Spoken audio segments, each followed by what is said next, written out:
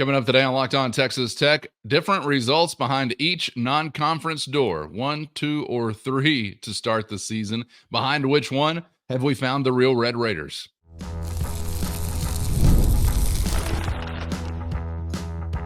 You are Locked On Texas Tech, your daily podcast on the Texas Tech Red Raiders. Part of the Locked On Podcast Network, your team every day.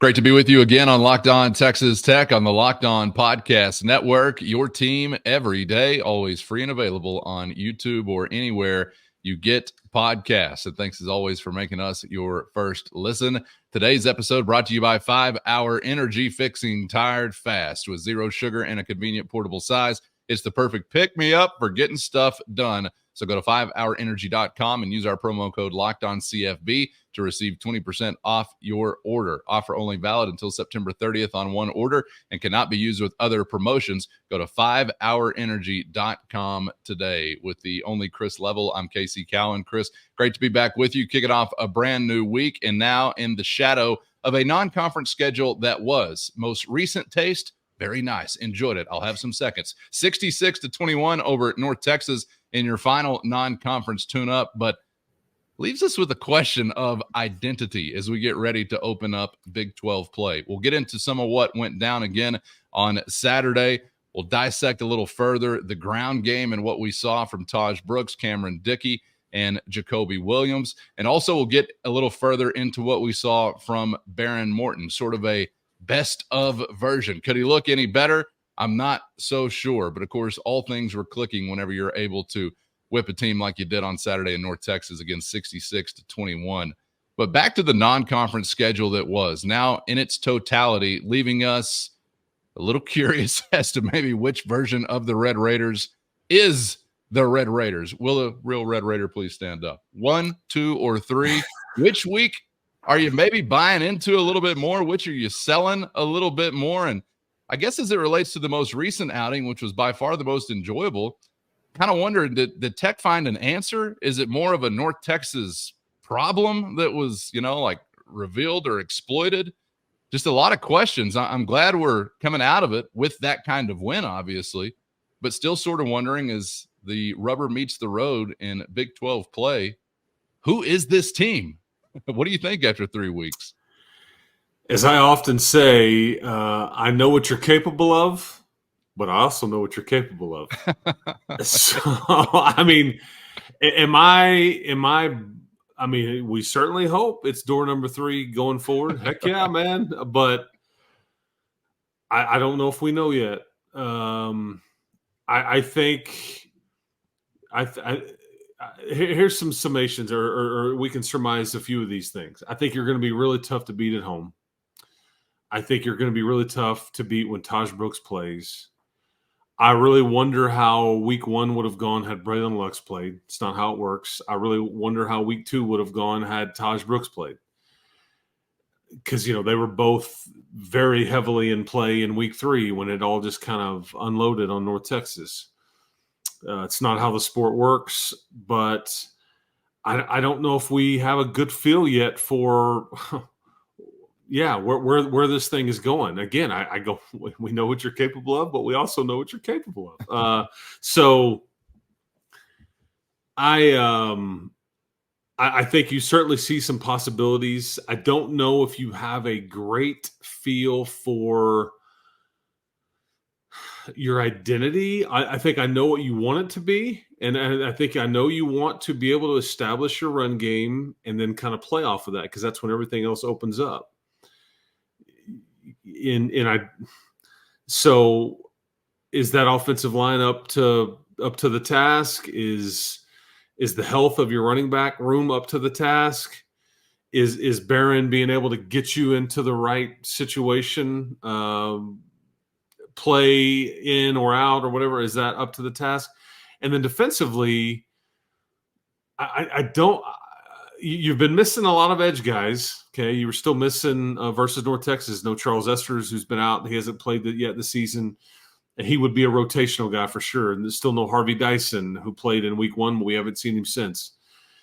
They would add to the mix there. But can you get enough pressure consistently? North Texas's offensive line a bit undersized. I think Chandler Morris is a bit smaller. What's it going to look like when you go up against an NFL offensive tackle like Arizona has, or when you go against a Cam Scatterbo, stud running back like Arizona State tries to hammer at you this weekend?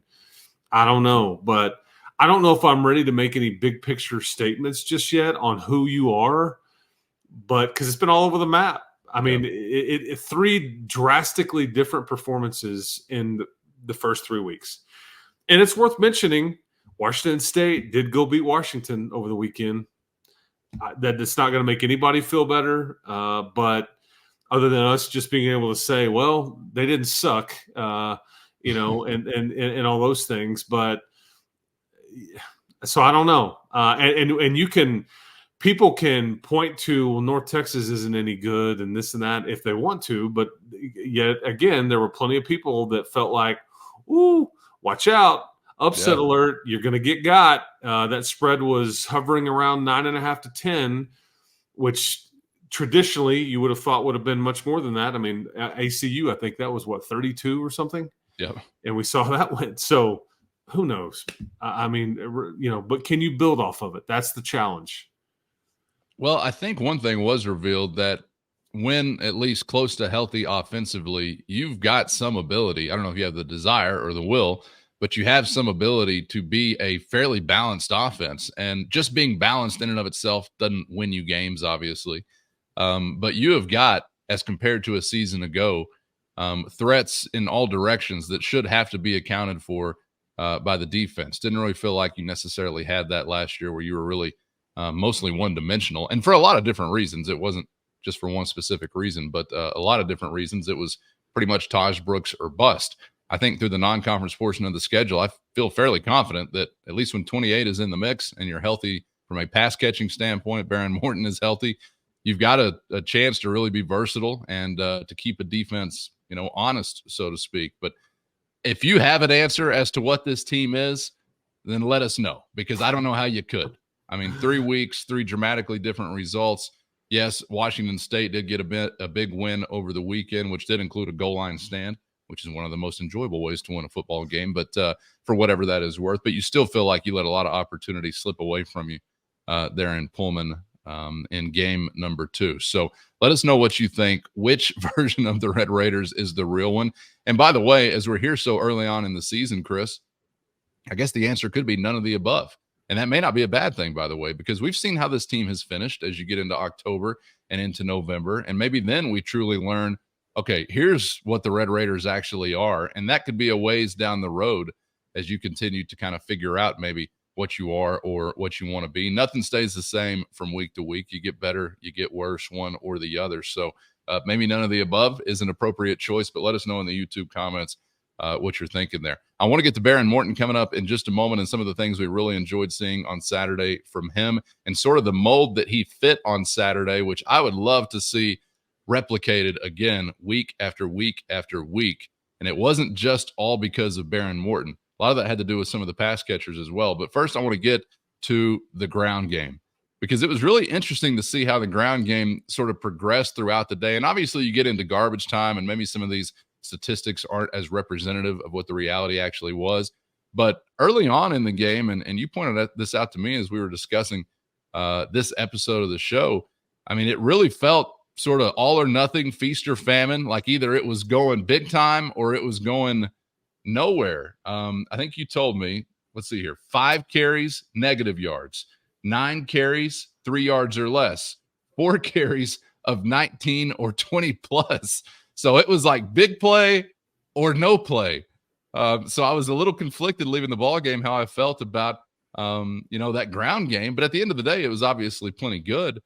But it sort of felt like, again, it was Taj Brooks himself making some of these things happen when he might have had a defender in the backfield or somebody to dodge fairly early on. So what do you think in totality about the day that the ground game had Saturday against North Texas?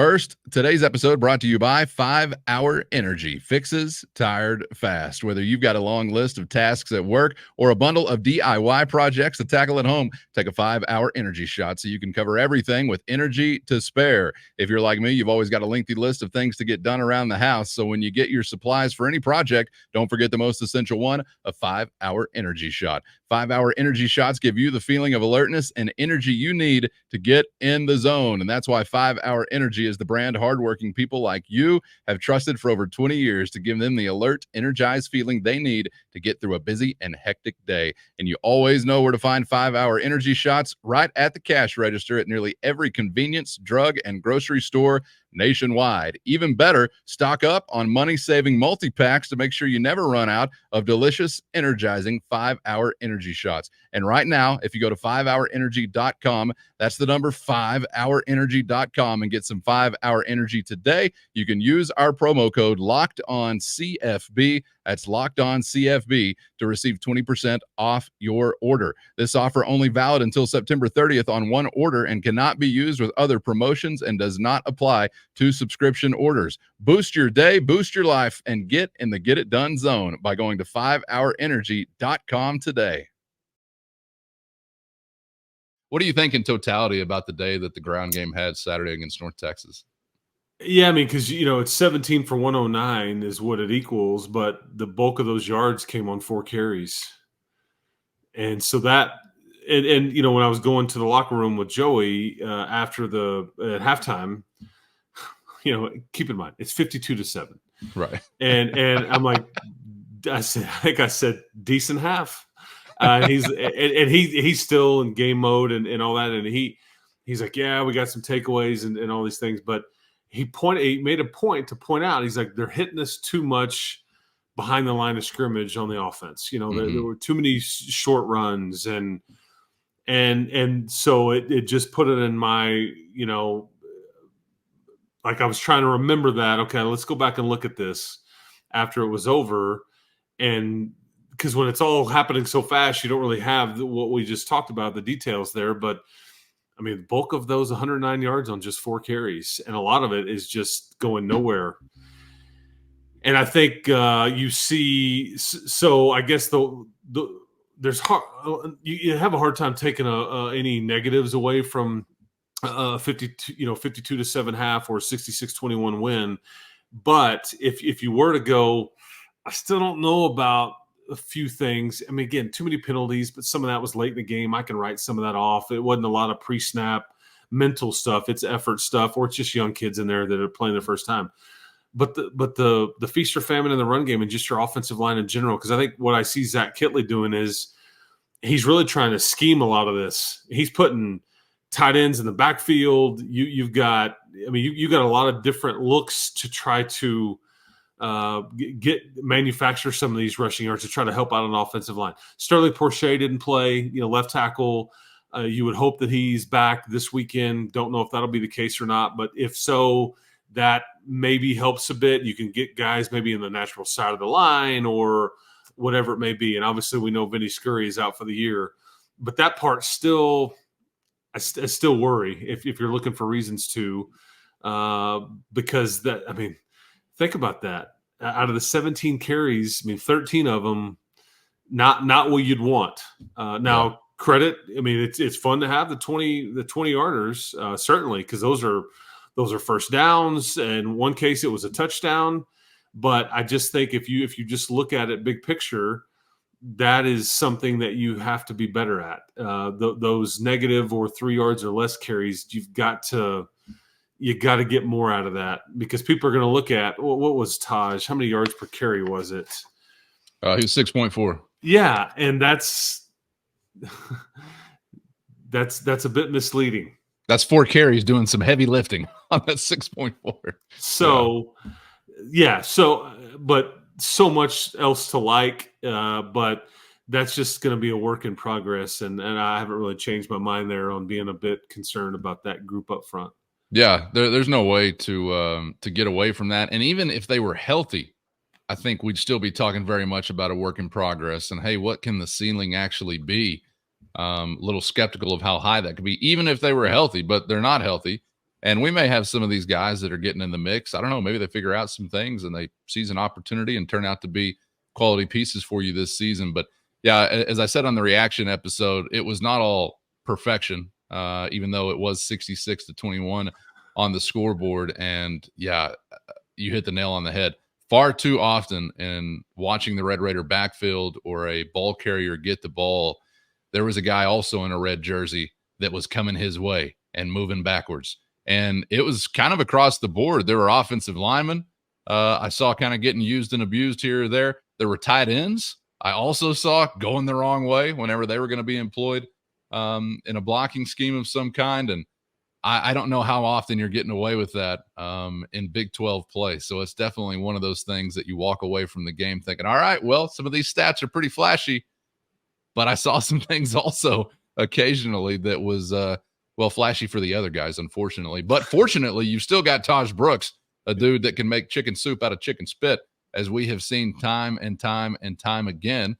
And we'll allow for a grace period, I suppose, for the offensive line would probably be fair, maybe for them to get better as the season goes along. But how much time do you have for grace as you got a 3-0 Big 12 football team coming to your house this Saturday? So something I think that's certainly worth pointing out and diving a little bit further into. I want to get a little bit further into what was happening with the passing game as well, Chris, because I thought this was one of those things that was most enjoyable about what we saw Saturday. And it wasn't just, the flashy statistics or what you saw at the end of the day, but it was sort of some things coming together that I don't think you had a season ago. You worked on assembling and putting in place this offseason. And I almost felt like maybe this Saturday was the first time we had truly seen that come to be. Behren Morton was 15 for 19 on the day, 273 yards, 4 touchdowns, no interceptions. That all sounds great, but I thought the greatest part. First, today's episode brought to you by FanDuel, and America's #1 sportsbook is shaking it up to kick off football season with an offer a football fan can't afford to miss. Right now, through September 22nd, all FanDuel customers can bet $5 and get a 3-week free trial of NFL Sunday Ticket from YouTube and YouTube TV. Then with the YouTube TV base plan, you'll be able to watch every regular season Sunday afternoon out-of-market game. All you need is a Google account and a current form of payment. And, of course, you can cancel at any time. Again, from right now through September 22nd, bet $5 and take advantage of a free 3-week trial of NFL Sunday Ticket from YouTube and YouTube TV. Just visit FanDuel.com/lockedon to download America's #1 sportsbook. That all sounds great, but I thought the greatest part was what some of his pass catchers were doing once they got the ball in their hands. You really had some big plays there after the catch. You had Jordan Brown with a big run after he caught a ball. Micah Hudson, John Carlos Miller, 45-yarder, then with a nice dunk. I don't know why that's a penalty. Shouldn't be. If the home team or the home stadium's all right with having their field goal dunked upon, that should be their choice. You saw Coy Aiken go for 70, a big one down the sideline. I mean, we talked all off season long. We talked all last season long, like, boy, there sure ain't a whole lot of dynamite within this crew of pass catchers. But, and I know sometimes you were in a great position, like the Aiken pass. I don't know necessarily yards after the catch. That's all on his dynamicism, if that's a word. But we saw it from Jordan Brown, and we've seen it in some other cases as well, where you give the quarterback an opportunity to put the ball in this guy's hands at whatever spot, and then this guy really goes to work and turns like a decent play into a chunk play or into a big play. And that may be the most enjoyable thing that I saw about the passing game on Saturday. You have upgraded your skill immensely. I think that much we can all agree on. If you have to point at this or that or have an issue with this or that, whatever, through the first 3 games, I just don't know how that can be disputed when you compare it to last year. I think that has already been proven. I'm ready to make a big picture statement there that your offensive skill is very much upgraded across the board. There's a lot, I think you said it a bit ago, there's a lot of folks you must account for. And I think there's a lot of folks that can hurt you if you're not paying attention. And I think a lot of credit for the plays being made is your quarterback too, putting the ball where it's supposed to go, putting it in a position where they can make a play after they catch it. I think that the pass to Coy Aiken, first of all, we need to give some flowers to Coy Aiken for. I really thought as he's looking back at that DB, and I thought, oh, he may be flirting with a penalty. He's about to do something like, come on, man, catch up. Like I see you back there. You're running. You can't catch me. I just knew there was going to be, but he just kind of looked back and he crossed the finish line like a good boy. So I appreciated that. But boy, I know he was thinking about it. I was too. But and the John Carlos Miller dunk on the goalpost. I mean, so what you really saw Tech do well, and I think it's pretty clear they wanted to get the running game established early, and they did. And then once you do that, and the way North Texas was playing their linebackers, very shallow, trying to stop the run. Boy, those play action, plays where you just you hold it in the breadbasket, and then you've got those DBs on an island, and that's where those were mismatches.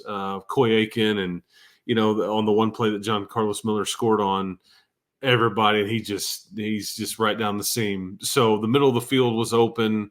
I thought play action worked well, but that only works if the running game is working. They have to respect it, and that's going to be part of your challenge really in every game, is getting it established enough to where you can use that as a tool where when you don't hand it, that you get something off of it with an RPO concept or whatever it may be. But I just thought Behren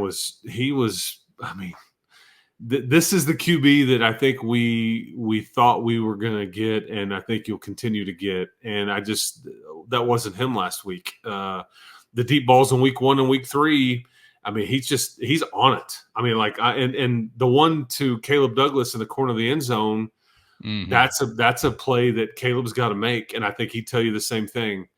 But luckily, you throw a TD on the very next pass, I believe it was, to Josh Kelly. But I think Behren deserves a lot of credit here, and it's just fun because how about this stat? You had 8 different offensive players score a touchdown, 8. Including Behren that ran one. Yeah. But that just speaks to kind of how deep you are, or kind of what you're looking at. Yeah, the 2 freshman running backs got in, but you had multiple tight ends get one. Your starting wideouts all got one. It was just kind of a fun situation. 4 pass attempts at the line of scrimmage or behind. And after the week in Pullman, Washington, also something that's probably scratching a lot of Tech fans where they itched.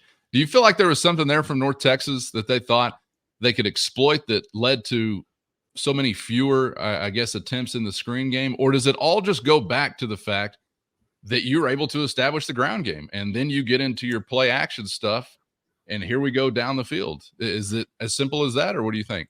Some of this is based on what defenses show you and like the scheme that they employ. If they run an odd man front, even man front, all that kind of stuff, and what they really want to take away, I'd be willing to bet what you saw versus North Texas may be a loose interpretation of what you see when you play Iowa State. I think Washington State just was like, we're not letting you beat us deep. We're not. And we don't, your starting running back's not out. So you try to beat teams on the perimeter. And some of it did work. Some of that did work. Some of it was productive. But, when Behren was misfiring on some of them, or, when it doesn't work, it looks bad. But it's essentially a run play. It's just quick game stuff. So that's going to depend on really who you have available to you, and then kind of how the defense wants to play you. And if they, because I watched some of the, watched the TCU and UCF game. Boy, they ran a ton of screens, and they were crushing each other with a lot of that screens. Can you get your block and all that? So because you just want to create a mismatch. And if I can get the ball to Josh Kelly out there in space, and if he can make a guy miss and then look out, that's what you're trying to do. But unfortunately, too many times in Pullman, that block is getting blown up, or it's just not being executed properly, or the throw is behind or low, and it just throws everything off. But yeah, they didn't really go to that much versus North Texas, but I think a lot of that has to do with how North Texas was choosing to play you, and they were focused on your run game and choosing to leave their corners out on an island, and so that's why pick your poison there, because you can't take away everything, but you've got to be good enough to exploit somebody's weakness when they give you one.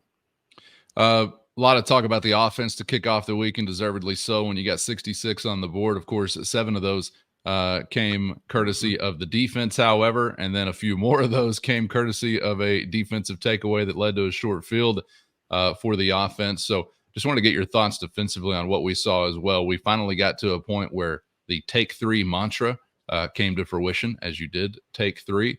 But am I being too greedy to wish that you were after the quarterback a little bit more? I think you got a sack or half a sack maybe late in the ball game as some personnel was shifting, but seemed like you were close, but without cigars for a lot of the game when, some first teamers and second teamers are in there as far as trying to get after Chandler Morris. So you get the takeaways you want.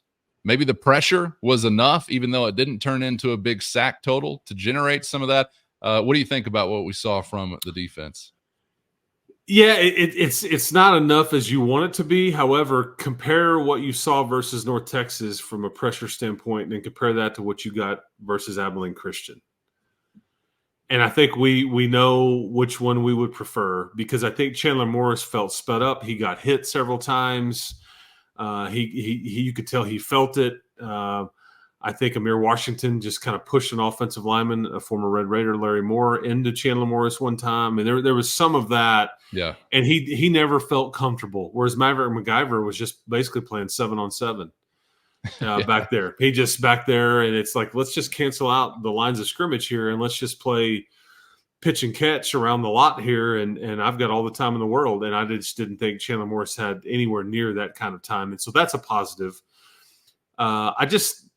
Hopefully you get your full allotment back at some point soon, and you can get back to the rotations that you felt like that you were going to be able to have.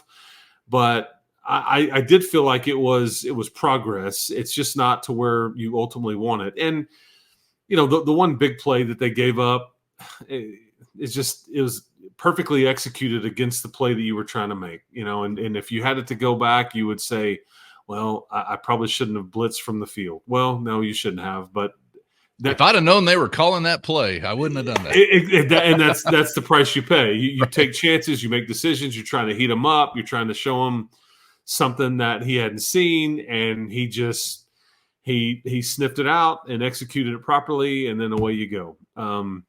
So, but I thought generally speaking, your defense played pretty well. And that part was. Because the takeaways, some of that you just kind of rattled North Texas. All those picks obviously were not Chandler Morris's fault, but I think when they start feeling you're playing more physical and all those things, then it's I'm trying to look before I catch it, and then it's going to go off my hands, and it's just started to snowball a bit, but. Like I said, it's amazing what happens when like a Braylon Lux and a Taj Brooks play for you, as opposed to when they don't. Right. I'd like to keep them both out there for the foreseeable future to see kind of again what it looks like when you've got your dudes available to you. But yeah. I got to tell you, one guy that's really been standing out to me defensively, and I'm not going back and grading him in coverage from a film standpoint. This is just a layman's set of eyes from the stands, like everybody else. But Chapman Lewis is somebody that I really feel like has fit in well and has flashed quite a bit also. And we got to remember how young that guy is too. I've really been impressed with number 25, seeing him involved pretty often. True sophomore that's got some experience, but not a ton. And a lot is being asked of him. He's being asked to replace Dadrion Taylor-Demerson. Right. An impossible task. With everything that Rabbit knew and could do and all that. But Chapman is going to be one of these guys that I think people look around at some point in a couple of years and go, he's still there. And I hope he's still here, if that makes sense. Cause I hope he doesn't, portal and leave, because he's got a productive career ahead of him. He's kind of a ball magnet. He's just around the football, but good for him for catching that tipped pass. He got screwed last weekend in Pullman with just a bad call. And I'm glad that it didn't affect him. And he's back there guns a-blazing with everything against North Texas. And, yeah, he's just one of many, many, many young DBs that have 2, 3, or 4 years left to play here. Yeah. And I think when we reference guys as being ball magnets or ball hawks, or they're always around the ball, or whatever it might be, it could more succinctly be stated as they play with great effort, because I think that's all it takes to be one of those kinds of guys, is playing with great effort and always finishing the play. And he seems like a guy that's in that category, certainly to this point in the season. All right, coming up on the next episode, we'll have an opportunity to process some of what has been said by Red Raider head coach Joey McGuire, his coordinators, as well as we now get ready for Big 12 play knocking at the door. And we begin with an unbeaten team as Arizona State comes to town for a 2:30 kick from Jones Stadium. Should be a fun week getting ready for that one. Chris, appreciate the time as always, man. Enjoyed it, and we'll see you for the next one. And if I talk to you on the field on Saturday, if I talk to you up in the stands on Saturday, and more specifically, if I talk to you in the parking lot after the game, and you kind folks, 20 of them, many of which I guess listen to this show, watch it, whatever, offer me a beverage. I appreciate you guys supporting what Cowan and I do here. It was awesome to shake everybody's hand and all that stuff, and so I wanted to make sure that we said hello to those folks. And I know you have similar examples yourself, but it's fun. We don't know who's watching or listening to these deals, if you're listening all the time or just briefly, or whatever, or if this is a terrible show, if it's a phenomenal show, but we appreciate the interest, and we're all in this thing together, I guess. Yeah, always love to hear from you guys out there who are joining us in the audience. And of course, a special shout out to the everydayers out there who are always riding along through thick and thin. It's a thick week this week, 66-21, as the Red Raiders down North Texas to wrap up the non-conference schedule. And now we get ready for the Sun Devils. For Chris, I'm Casey. Thanks for being out there. As always, make sure you get subscribed on YouTube or anywhere you get podcasts so you never miss an episode. And we hope to see you back for the next round on Locked On Texas Tech.